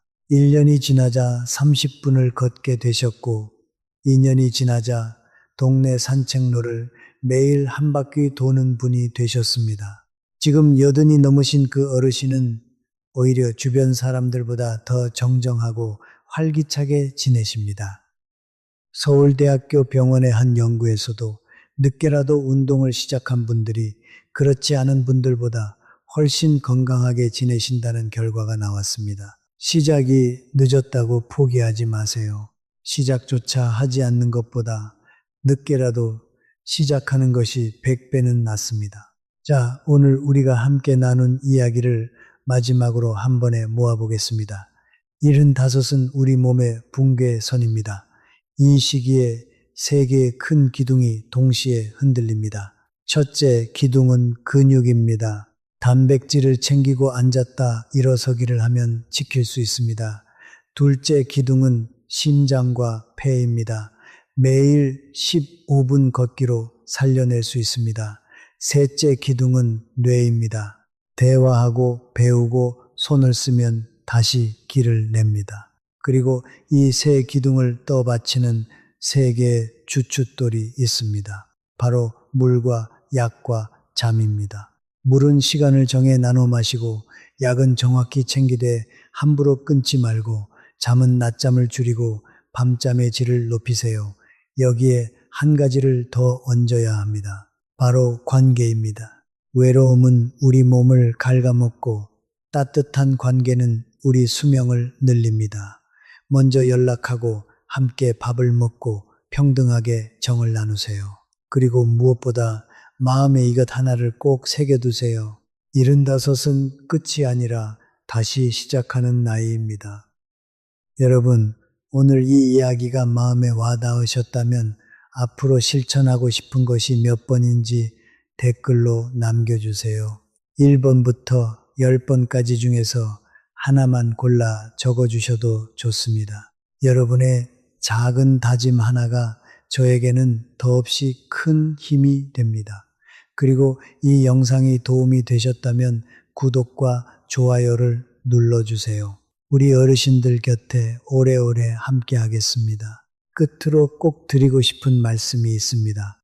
몸이 예전 같지 않아도 괜찮습니다. 마음이 살아있다면 우리는 여전히 살아있는 것입니다. 여러분이 살아오신 70해가 넘는 세월은 그 자체로 위대한 여정입니다. 그러니 포기하지 마시고 오늘부터 다시 시작하세요.